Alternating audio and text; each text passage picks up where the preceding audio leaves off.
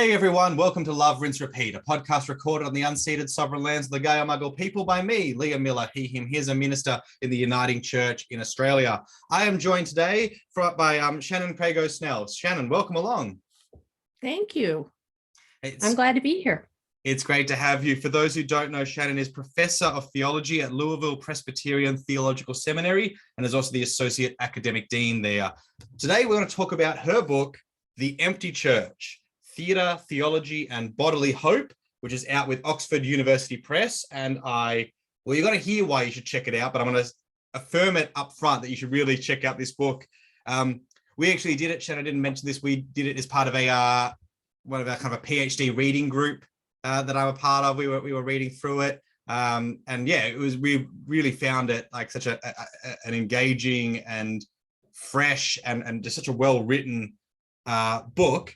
It particularly appeals to me because of my own intersections of theatre and theology and passion for theatre. So I guess, maybe as a way into a bit of an overview of what you're getting up to in the book, I guess maybe we can start with is where did the idea to bring those two into conversation, bring theatre and church or theatre and theology into conversation, and how did that kind of, I guess, take the shape of this particular project? Sure. First, thank you for your kind words about the book. I'm always thrilled when people read it, and even better if they find it engaging. This is actually what I wanted to write for my undergraduate thesis. Okay. I was a theater studies major and an English major, and I was also a church person. Yeah. And I read Peter Brook's The Empty Church. It's like the empty space, which is a description of theater, and thought, wow, this is the best description of church I've read. Now, of course, as an undergraduate, I didn't have the knowledge or the skill to write something like this, but that's when it started percolating. Yeah. I had applied for graduate schools in theater programs, and at the last minute decided to go to seminary instead, to go to divinity school. So, but it had always been there. The first thing I ever published was part of this book, an essay called Command Performance, where I compared what happens in church and what happens in theater. Not just to say, hey, these two are like each other, but to say, if these two things are like each other, what can we learn from the people doing theater? And what might we know that could be useful to them in return? Not that a lot of theater folks are going to read this book, but I think there is a wealth of knowledge and experience that people interested in the church and interested in theology can learn from theater studies and performance studies. Yeah, and something that I really loved about the book is that, and you kind of draw this out early on, that there's plenty of theology works have drawn on theatre in an analogical way. Like obviously Balthazar is key to that, but Calvin talks, the theatre of God's creation, and there's lots of others more recently also, but it often is this kind of just a broad analogy that kind of like, has a kind of a kind of schema of drama, of speech and act, and well, isn't that sort of what we do? And there's this kind of engagement. So, but what you draw out is you're taking this kind of analytic approach as well, where exactly trying to say what can we understand from the way these kind of theatre practitioners and theatre scholars have approached what they do, and how might that actually illuminate and shape and provoke us to think differently about, I guess that central question in the book, why church? So I really like that you kind of, actually wrestle with that and allow the theatre stuff to actually going to push the theological questions or the considerations of the theological questions. Yeah, thanks. The structure of the book is, after introducing some things about performance studies and ecclesiology, I then bring together in pairs a theater director and a theologian. And obviously they're paired because they might have something to say to each other. Some of them have a lot in common, like theologian Letty Russell and director Augusto Boal. Some of them would really disagree with each other, like Karl Barth and Peter Brook. Mm. And I find those conversations illuminating, to let them kind of argue it out a bit on the page. Yeah. Well, maybe jumping into one of those, one that I thought was so, like one of my favorite chapters was probably the one on Brecht and Delores Williams, which I really loved. And I think what was so illuminating there is you're taking Brecht's concept of alienation, and you're thinking about, like, Delores Williams writes this, incredible work of Christology that poses these like fundamental questions about how we consider the cross, and whether it can be salvific and whether sacrifice can be good. And you're kind of wrestling with the fact that, like, this incredible work has been engaged with by lots, but there aren't, like, you can't list this long line of people who have now just gone, yeah, we totally align with what Williams has said, we're taking it up whole cloth. Most people wrestle with it and then still go, but this about the cross, like, James Cone's a good example of that, like engages really strongly with that critique, but then still wants to show there's something here. And I guess what you gain by thinking about Brecht's concept of alienation is bringing that kind of understanding to thinking about what Williams does with the cross, is this act of alienation that then we can have. So then how do we think about that in how why we become alienated from the cross in our liturgies, and in our church life, in this positive sense? So perhaps you could talk to us a bit about that, and just how you feel that, as an example of how the theater kind of speak and work and theory opens up a new way of appreciating and wrestling with this kind of theological work. Sure. So Bertolt Brecht, as a director, he was wary of people just having an emotional response to a play. He was aware that people could identify with characters, get caught up in the story, feel certain ways, and then leave. And what he wanted was to make sure that people's intellect was engaged. So one of the things that I really emphasize throughout the book is theater addresses the whole person. And I develop a kind of performative theological anthropology. And I name intellect, emotion, body, and volition as at least 4 aspects of the self. I'm not saying that's all there is, but I'm saying that liturgy at its best addresses all of those, uses all of those parts of the self, and integrates them in a coherent way. So different chapters are addressing parts of that. But Brecht in particular was worried that the way theater generally worked engaged the emotions, but not the intellect and not the will. He wanted the audience member to have to make a decision. Yes. So that when they leave the theater, they've had an emotional experience, they've had an intellectual experience, and they've made a choice.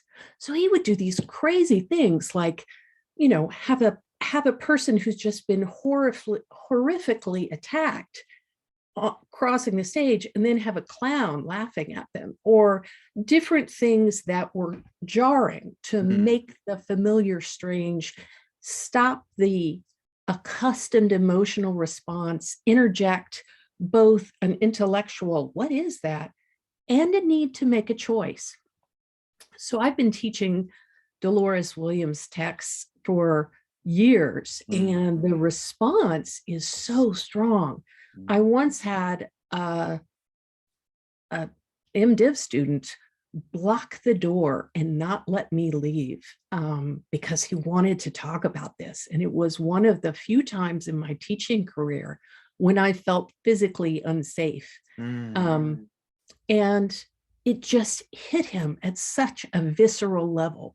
The cross, with which he was so familiar and so accustomed to think of one way, that familiar story, object, way of being had been interrupted by Delores Williams and made strange to him.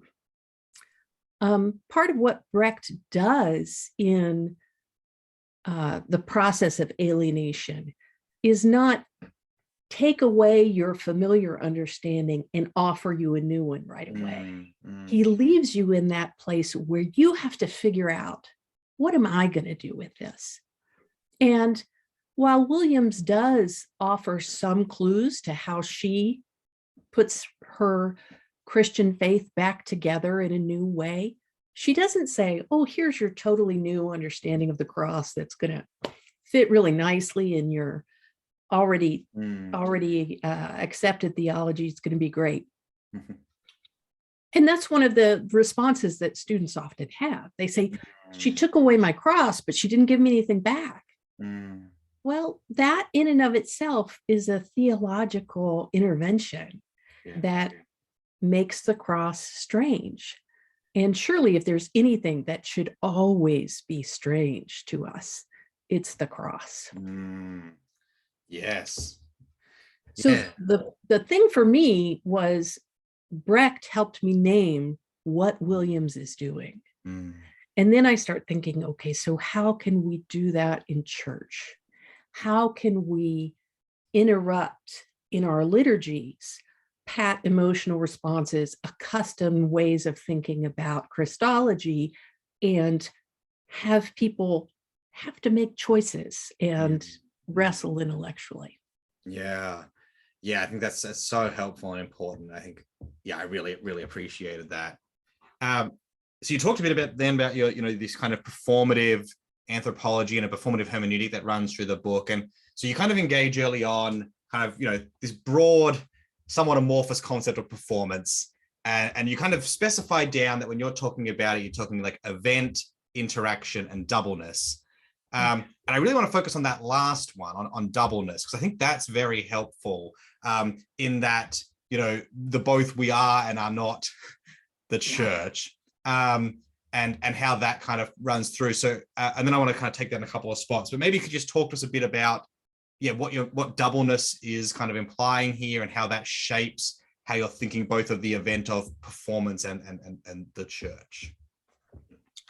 So this is a concept that I take up from Richard Schechner, more specifically from Marvin Carlson, and most specifically from Richard Bauman.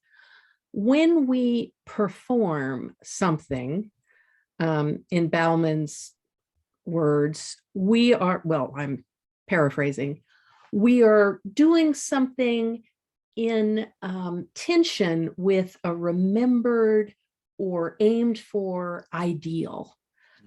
So examples of this would be, you have someone figure skating and they have in their mind the last time they did this when they really messed it up and what it would look like perfectly.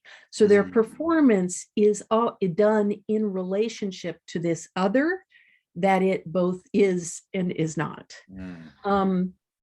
When I first got married, suddenly I was a daughter-in-law and I was trying to figure out how to be a daughter-in-law. And so what is the ideal or remembered role that I'm acting there? It's a way of describing performance that isn't inauthentic, rather it's becoming, but it's always in that state of becoming. And the quote in performance studies about this is that Olivier both was and was not Hamlet. He completely embodied Hamlet. He was the best Hamlet ever. He still wasn't Hamlet. And so that is and is not, or the space of the double negative. He is not Hamlet. That is what doubleness indicates in performance studies. For me, there are so many theological concepts of that. We are in the already not yet. There is the church visible and invisible. We are sinners and saints. That tension between we are and we are not. We're not the church, but are we the church that we're aiming for? Oh, no. All these lofty ideals about what the church is, that we're the herald of Christ, that we're the sacrament, that we are the space of proclamation of love and grace for all. Well, yeah, but no. Yeah. It was interesting. So just before I read your book, I read Lauren Winner's The Dangers of Christian Practice, which is looking at this turn to practice in so much theology and saying, but let's actually look at the historical record. There are characteristic this idea of characteristic damage within particular kind of Christian acts, like baptism, like communion, like prayer, that have caused, terrible atrocities, in history.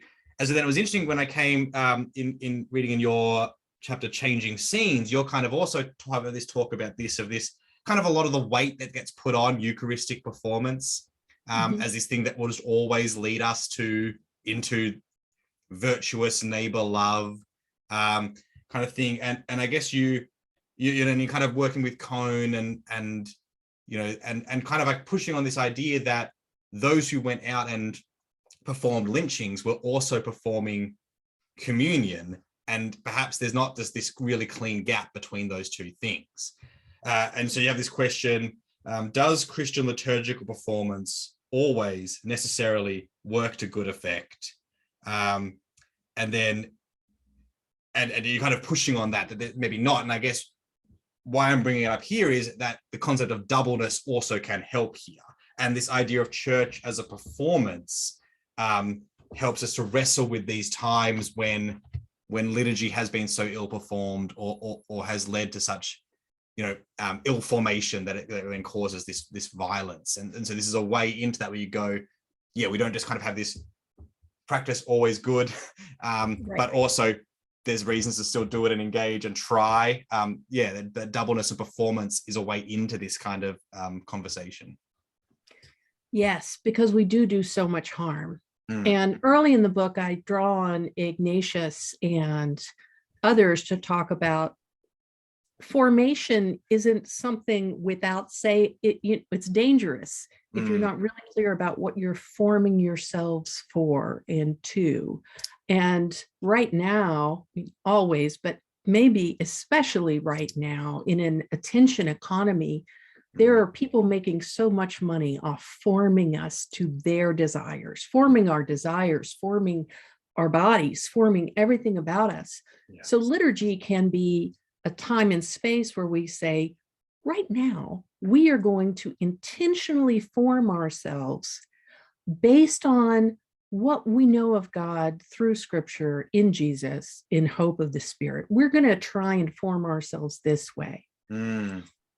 That doesn't mean that a whole lot of church, white Protestant church in the United States, that's what I can speak of in this moment, has it formed itself primarily in a mode of white nationalism or white supremacy, or I said primarily, and obviously I don't mean that. I still believe in the church, but I have to honestly say, a whole lot of what we form ourselves for looks nothing like grace and hope, faith, hope, and love. A whole lot of what we form ourselves for looks nothing like grace, faith, hope, and love. Cone, and this is really fascinating to me, Cone says the white Christians who lynched Black men, women, and children, they weren't really Christian. And that's true, but it's also not. I can't say that as a white Christian because I have to wrestle with the fact that those are my ancestors. That is my tradition. And to say, well, they weren't really Christian, I mean, he's got a point, absolutely. But from my perspective, I can't say, oh, they weren't really Christian, but now we are, and yes, imagine that our hands are clean.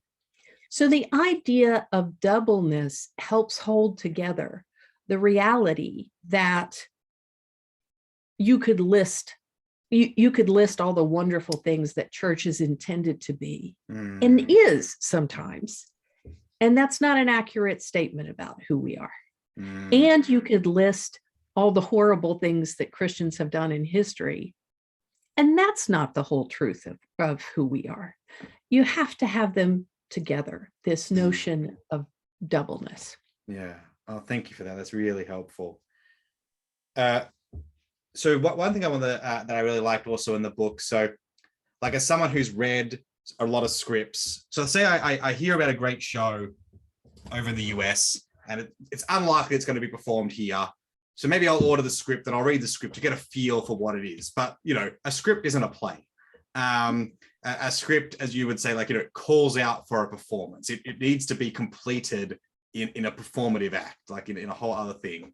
And then you draw this out to then think, well, scripture too calls out for a performance. There is an incompleteness inherent in the nature of scripture.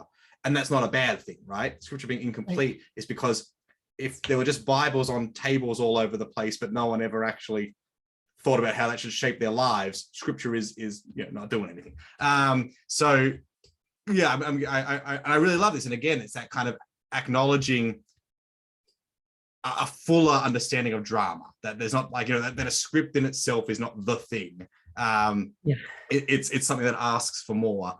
So can you talk a bit about this incompleteness of the scripture and I guess what that then leads to in how we actually should engage it? So I've got 3 kids, and in our family there's a rule: you can't see the movie until you've read the book.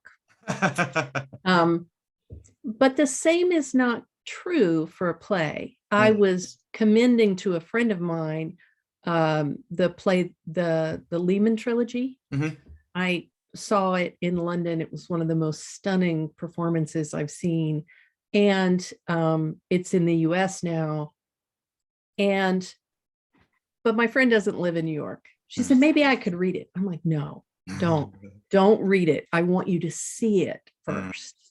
There is enormous value in a script, but it is intended to be interpreted by a group, so communally interpreted in a way that is embodied and emotional and relational and has choices in it. So it's the whole self, the whole community involved in this bringing together, this communal meaning making that is deeply tied to the script, but isn't just the script. It's how it is performed, comes to be. One of the elements of performance theory that I find compelling and is just accepted by so many in academia now, which is I'm happy about, is that performance is creative, that it makes new things. And the performance of a script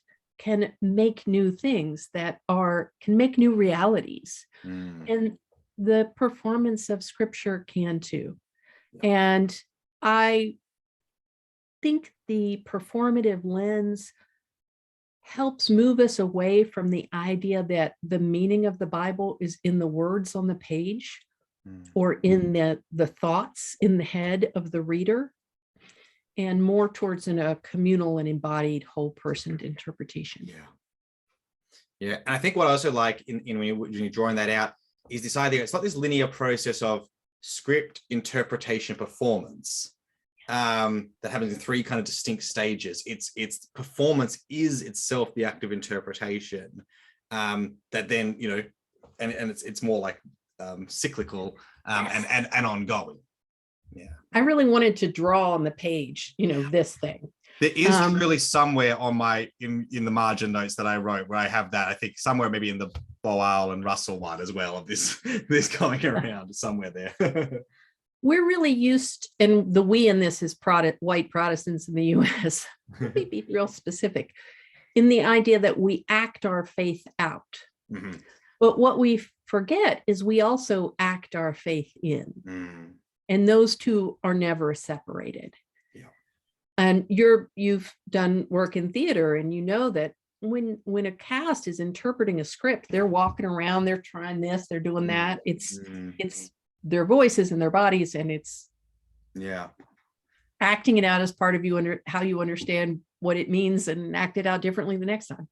Yes, 100%. It has this, and you find something, and then it comes back, and then that maybe leads to finding something else. And then, the thing I often think about also is that so many scripts that you actually read, that published final form is usually not actually finalized until after the first Broadway or London run or what have you, and it's itself changed and adapted via what actors have brought to it, what audiences, like when did audiences laugh? Maybe we'll cut that or add something there. You know, it itself is so entangled in the actual nature of performance. Right. Unless you're reading a Beckett play, you know, this is different. Yes. Yeah. He had less care for what anyone else brought to the table. That's very, yeah. So something that kind of runs through the book and you kind of really focus on it toward the end is this idea that our performance is a performance in hope for the spirit. And I found that really captivating as a way of thinking of what we're doing and the kind of object and nature of our hope. Can you don't give away the whole farm, people are going to read the book obviously, but can you talk to us a bit about this and I guess where that kind of emerged from in how you started to think about this project? So the overarching question of the book is why church? Why go to church? Why do we do this?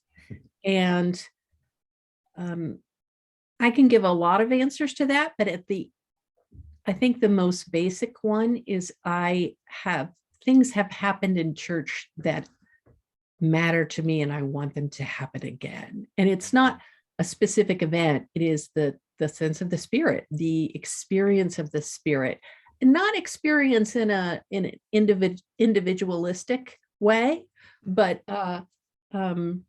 not the way I experience picking up a glass, but that sense of the movement of the spirit, that magic, that juju, that charism, that whatever we don't know how to describe, that's the best stuff I've known in this world. And I want more. And I've seen it in church. So I want to form myself in such a way that I might taste that flavor again. And part of it too is about the nature of hope. My favorite book title is a book I've never read. It's about a women's basketball team, and I really have no interest in basketball, not really any sport. But the title is "In These Girls' Hope is a Muscle." And I really think that's true for all of us, that hope it has to involve our whole person, body, mind, emotion, will. It has to be all of us. And that includes, and liturgical practices in church is a way to shape oneself into hope.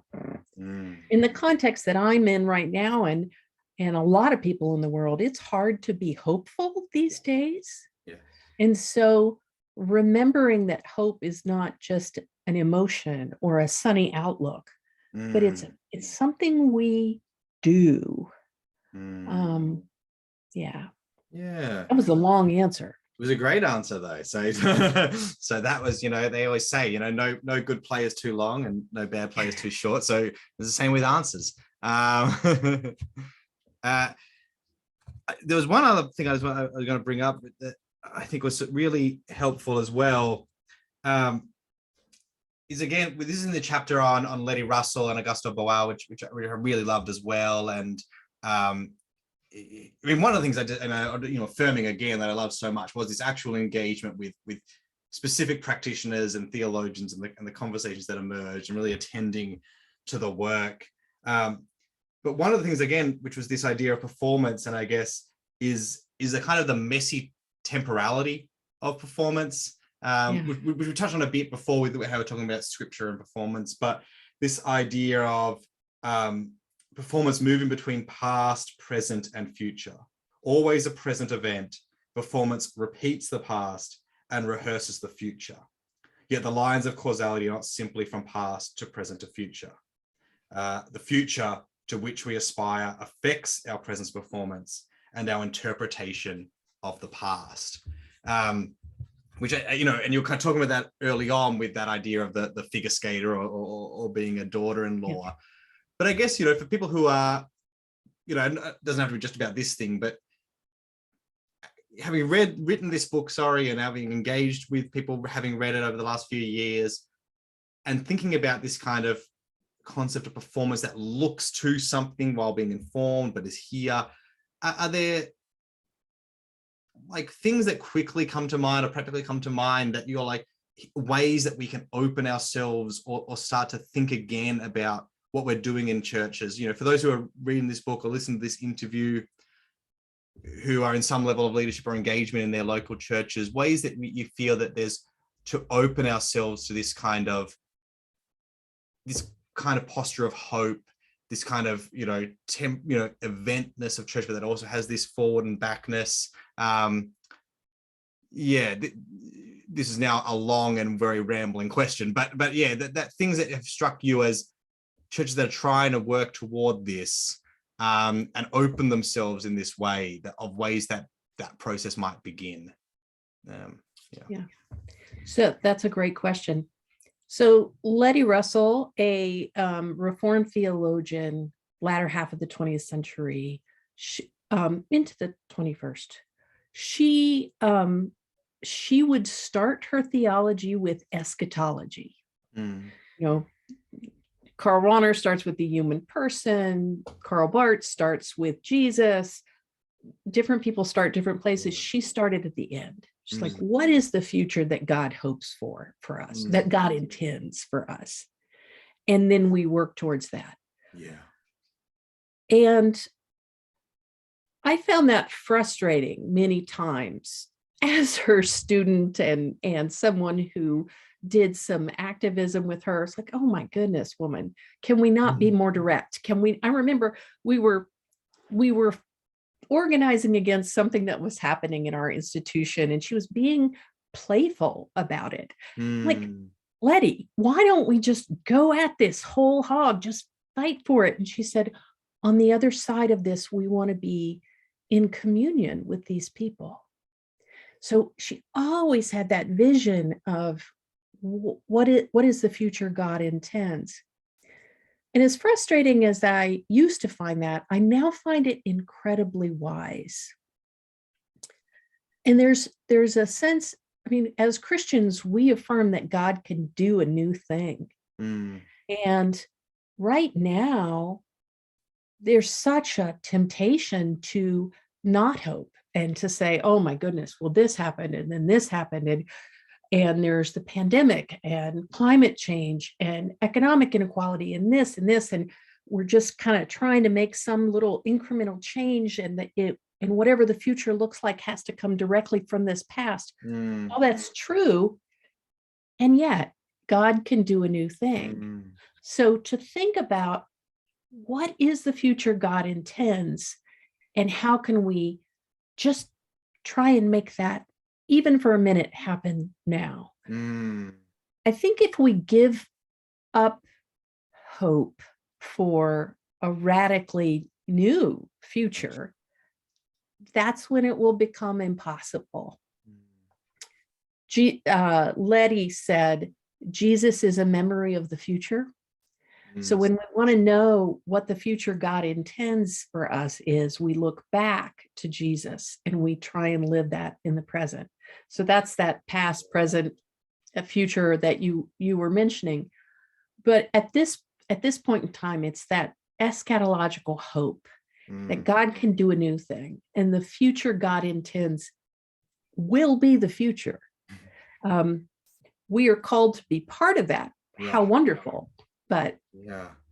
Well, thank you so much. And that is a really lovely place to end.